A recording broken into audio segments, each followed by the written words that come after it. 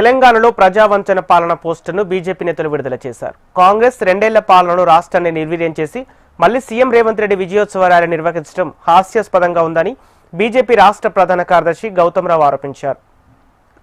ఎన్నికల్లో ఇచ్చిన హామీను కాంగ్రెస్ పార్టీ నెరవేర్చలేదన్నారు.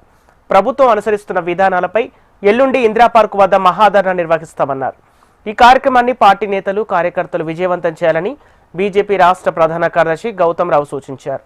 రేపు 7వ తారీఖు నాడు జరగబోయేటువంటి ప్రజావంచన పాలన కాంగ్రెస్ పార్టీ యొక్క ప్రజావంచన పాలన వ్యతిరేకంగా ఈ యొక్క కార్యక్రమం చేపట్టబోతా ఉన్నాం. అయితే ఈ రాష్ట్రంలో అధికారంలోకి వచ్చినటువంటి కాంగ్రెస్ పార్టీ ముఖ్యమంత్రిగా ఉన్నటువంటి రేవంత్ రెడ్డి గారు 2 సంవత్సరాల్లో మేము చేసినటువంటి సాధించినటువంటి విజయాలని చెప్పి ఊరూరు తిరిగి ప్రచారం చేసుకుంటా ఉన్నాం.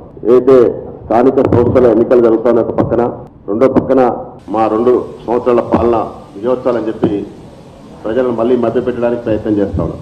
కానీ గత అసెంబ్లీ ఎన్నికల ముందు ఏదైతే తెలంగాణ రాష్ట్రంలో ప్రజలకు ఇచ్చినటువంటి హామీలు అవుతున్నాయో ఒక్కటి కూడా నెరవేర్చకుండా, సిగ్గు లేకుండా ఆర్థిక పరిస్థితి బాగలేదు, మేము ఇచ్చినటువంటి హామీలు నెరవేర్చలేము అని చెప్పినటువంటి యొక్క రాష్ట్ర ప్రభుత్వం మళ్ళీ లేనిపోని హామీలు ఇచ్చుకుంటూ మళ్ళీ ప్రజలను మభ్యపెట్టడానికి ప్రయత్నం చేస్తున్నారు. దాన్ని ప్రజల గొంతుగా ప్రశ్నిస్తున్న తెలంగాణగా ఈ యొక్క కార్యక్రమం చేపట్టబోతున్నాం. ఆ కార్యక్రమంలో భాగంగానే ఈరోజు ఈ యొక్క